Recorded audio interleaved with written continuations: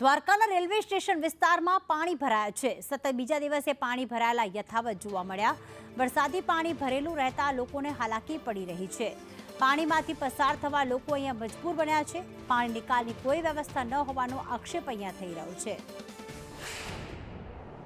કૃષ્ણનગરી દ્વારકામાં ગઈકાલે જે 2 કલાકમાં 5 ઇંચ જળબંબાકાર વરસાદ પડ્યો હતો તેમને લઈને હું મારી પાછળના દ્રશ્યો બતાડીશ કે સંદેશ ન્યૂઝની ટીમ ગ્રાઉન્ડ ઝીરો રિપોર્ટ ઉપર આવી પહોંચી છે અને જ્યાં રેલવે સ્ટેશન વિસ્તાર છે, મુખ્ય માર્ગ છે જવાનો લોકોને, અહીંયા અનેક સ્કૂલો આવેલી છે, અનેક હોટલો આવેલી છે અને ખાસ કરીને જ્યાં મુખ્ય વિસ્તારમાં હજુ પણ પાણી ભરાયા છે। ગઈકાલની વાત હોય જ્યારે ગઈકાલે વરસાદે વિરામ લીધો હતો અને આજ વહેલી સવારે થોડો વરસાદ પડ્યો છે ત્યારે હાલમાં આપ જોઈ શકો છો કે જે અહીંયા પાણીનો જે ભરાવો થઈ રહ્યો છે ને નગરપાલિકાનું તંત્ર ક્યાંક ને ક્યાંક ઊંઘમાં સૂતું હોય તેવા હાલના દ્રશ્યો છે। આપ જોઈ શકો છો હાલમાં રેલવે સ્ટેશન વિસ્તાર કે અહીં સ્થાનિક લોકોને ચાલીને જવું હોય તો કેવી રીતના જવું, સ્કૂલે બાળકોને જવું તો કેવી રીતના જવું, ને યાત્રિકો છે તેમને રિક્ષા બંધ પડી જતી હોય છે, અહીંથી ધક્કા મારીને લઈ જતી હોય ત્યારે યાત્રિકો પણ ફૂટપાયરી ઉપરથી ચાલીને જતા હોય છે અને ક્યાંક ને ક્યાંક જ્યાં યાત્રિકો પણ હાલમાં પરેશાન છે। સ્થાનિક લોકોનો રહેણાંક વિસ્તાર છે, અહીંયા સ્થાનિક લોકો પણ ભારે પરેશાન છે। ત્યારે કહી શકાય કે જે નગરપાલિકાનું તંત્ર ક્યાંક ને ક્યાંક ઊંઘમાં સૂતું હોય હજી પણ,